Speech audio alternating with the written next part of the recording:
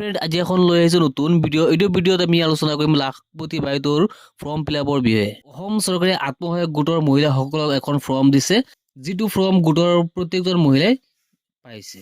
এই ফৰ্মখন আপোনালোকে কেনেকৈ ফিলআপ কৰিব তাৰ বাবে অসম চৰকাৰে এখন নোটিছ প্ৰকাশ কৰিছে। সেই জাননীখনত আপোনালোকে ফৰ্মটো কেনেকৈ ফিলআপ কৰিব, কেতিয়া জমা দিব, ইয়াৰ সম্পূৰ্ণ প্ৰচেছ আলোচনা কৰিম এইটো ভিডিঅ'ত। গতিকে আপোনালোকে ভিডিঅ'টো যদি কোনোবা নতুনকৈ আহিছে তেনেহলে আমাৰ চেনেলটো সাবস্ক্ৰাইব কৰি ৰাখিব আৰু ভিডিঅ'টো অলপ স্কিপ নকৰিব। ব্লগ এতিয়া আমি আৰম্ভ কৰোঁ। এই ফৰ্মখনত উল্লেখ কৰা আছে মুখ্যমন্ত্ৰী মহিলা উদ্যমিতা আঁচনি লাখপতি বাইদেউ। আপুনি প্ৰপত্ৰ পূৰণ কৰিলেনে? আপুনি যদি প্ৰপত্ৰখন পূৰণ কৰিলে তেনেহলে শুদ্ধকৈ ফিলআপ কৰিব পাৰিছেনে না শুদ্ধ হোৱা নাই, এই বিষয়ে ইয়াত আলোচনা কৰা হৈছে। এই জাননীখনত উল্লেখ কৰা আছে প্ৰপত্ৰ জমা দিয়াৰ ক্ষেত্ৰত কিছুমান জানিবলগীয়া কথা। কি কথা ইয়াত জানিব পাৰিব? 1 নম্বৰত দিয়া আছে 3, 4 আৰু 5 মাৰ্চৰ ভিতৰত আপোনালোকে এইটো জমা দিব লাগিব। প্ৰপত্ৰ জমা দিয়াৰ তাৰিখ হৈছে 3, 4 আৰু 5। তাৰপিছত দিয়া আছে 2 নম্বৰত আপোনালোকে এই প্ৰপত্ৰখন ফিলআপ কৰাৰ পিছত ক'ত জমা দিব আপোনালোকে। এই ফৰ্মখন আপোনালোকে আবেদনকাৰীৰ নিকটৱৰ্তী আত্মসহায়ক গোটৰ গ্ৰাম্য সংকট যিটো আছে সংগঠন, এই কাৰ্যালয়ত আপোনালোকে জমা দিব পাৰিব, নাইবা মণ্ডল পৰ্যায়ৰ যিটো কাৰ্যালয় আছে তাতো দিব পাৰিব, নাইবা আপোনালোকে সংশ্লিষ্ট খণ্ড উন্নয়ন বিষয়াৰ যিটো কাৰ্যালয় আছে সেই কাৰ্যালয়ত আপোনালোকে জমা দিব পাৰিব।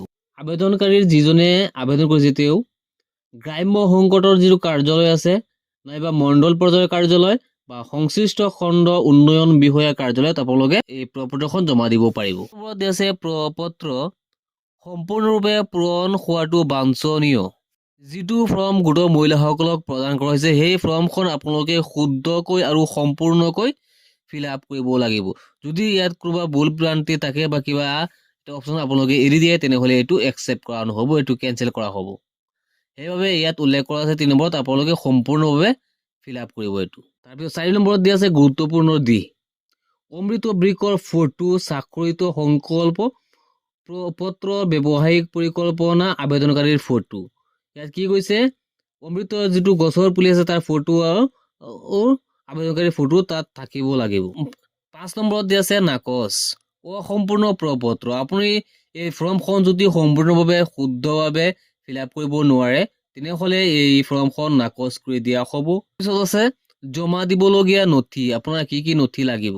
ইয়াত দিয়া আছে সদস্যাৰ ফটো আৰু যিজনে এপ্লাই কৰিব তেখেতৰ ফটো আৰু অমৃত বৃক্ষ গছ পুলিৰ যিটো ফটো আছে সেই ফটোখন ৰোপণ কৰাৰ গছ পুলিৰ ফটোখন প্ৰপত্ৰত লগাই দিব লাগিব। আপুনি যিটো ফৰ্ম ফিলআপ কৰিব সেই ফৰ্মখনত আপোনাৰ নিজৰ ফটো আৰু গছপুলিৰ ফটোটো গাঁঠি দিব লাগিব।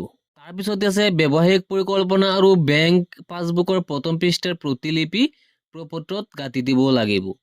আপুনি যিটো ব্যৱসায় কৰিব তাৰ পৰিকল্পনাটো আৰু আপোনাৰ বেংকৰ পাছবুকৰ প্ৰথম পেজটো আপোনালোকে জেৰক্স কৰি পিনে আপোনালোকে ইয়াৰ লগত গাঁঠি দিব লাগিব। তলত দিয়া আছে সহায়।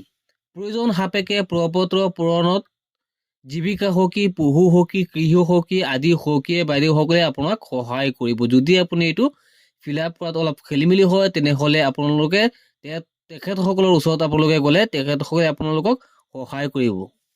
আজিৰ ভিডিঅ'টো এইখিনি আছিলে। আশা কৰোঁ আপোনালোকে ভিডিঅ'টো বুজি পাইছে। লগ হ'ব নেক্সট ভিডিঅ'ত। জয় আই অসম।